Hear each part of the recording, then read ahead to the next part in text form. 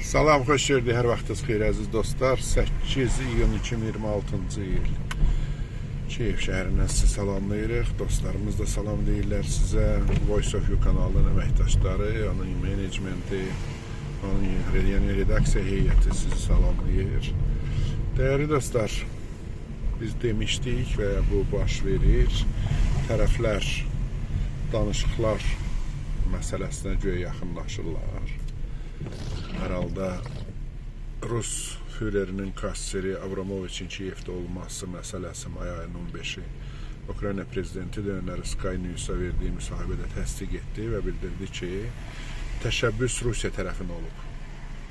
Rusiya tərəfin təşəbbüsü ilə, deməli, Roman Abramoviç dediyim kimi Rus führerinin kasseri Kiyevdə olub və Putler boynuna almasa da Putlerdən Ukrayna prezidentinə məktub gətirib. Bunlar nə deməkdir? Bunlar o deməkdir ki, görünür ki, Putler vəziyyəti bilir. Sadəcə olaraq özünü, necə deyərlər, həm Rusiya ictimaiyyəti, həm də dünya ictimaiyyəti qarşısında özünü arsızlığa qoyub, aynən Rusiya silahlı qüvvələri bütün cəbhə boyu irəliləyirlər. Ağ yalandır, yalandır. Mən dünənlərdə demişəm, sırağa günə demişəm.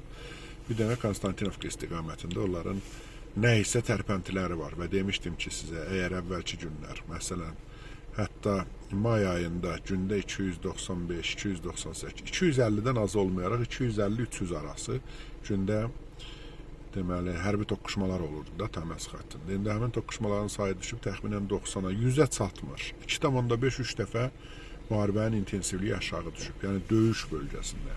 Bu intensivlik dərinliklərə zərbələrlə artıb. Və əziz dostlar, biləsiniz ki, ötən gün, ötən gecə və bugün səhər və indilərdə də müəyyən mənada davam edir və davam edəcək Ukrayna silahlı qüvvələri Rusiya dərinliklərinə və o cümlədən işğal altındakı ərazilərimizə ağır zərbələr indirməkdə davam edir. Aydındır ki, Krım yarımadası yarım blokada vəziyyətindədir. Bəziləri hətta blokada vəziyyətindən danışırlar və bildirirlər ki, Kerç körpüsünün, Krım körpüsünün bu günləri salamat qalmasının bir səbəbi var, o da humanitar dəhliz roludur. Yəni bunu da deyirlər, deyənlər çoxdur, iddia edənlər var ki, Ukrayna bunu bilərəkdən etmir. Doğrudan da belə çağırışlar da var cəmiyyətdə, rədd olsunlar, geçsinlər. Yəni, onsuz da kimsə gedib orada o 100 minlərlə Rusbaşı, yaxud Moskva pərəsti, yaxud oradan da Krımın Rusiya tərkibində olmasın tələb edənləri nəsə eləyən deyil. Yəni, onları fiziki kimsə nəsə edən deyil. Sadəcə olaraq elə şərait, elə vəziyyət yaradılmalıdır ki, onlar köçüb geçsinlər. Necə ki, mən bundan bağlı sizə demişdim, bir aya yaxında danışırıq bu mövzuda sizlə.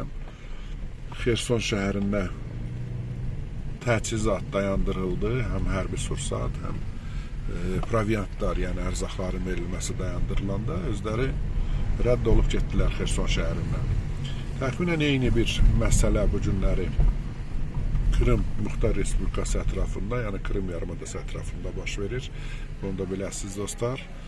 Və nəticələr, necə deyim, əlbəttə müəyyən məndə sinizm kimi görsən, amma nəticələr ürək açandır. Yəni, necə ürək açandır? Krımdan təxliyələr başlayıb. Mən bununla bağlı bugün səhər, deməli, Facebook səhifəmdə yazdım ki, təxliyələr var və artır. Niyə artır? Ona görə ki, təchizatda problemlər var. İnsanlar hamısı yaşamaq istəyir, aydındır ki, yaşamaq istəyirlər. Krımda yaşayanlar özdə müəyyən ərköyündülər. Yəni, bu da var. Çünki Krımda aydındır ki, qiymətlər həmişə yüksək olub, hətta Avropa qiymətlərindən çox yüksək olub. Məsələn, bizdə Ukraynada hər adam özünə gəlib Krımda dincələ bilmirdi. Çünki Krımda qiymətlər həmişə yüksək olub. Avropa, Xorvatiya, nə bilim, Montenegro, belə deyək, Balkanlardan Türkiyə heç və Misir Ərəb Respublikasını demirəm. Onlardan az qala 3 dəfə yüksək olub qiymətlər.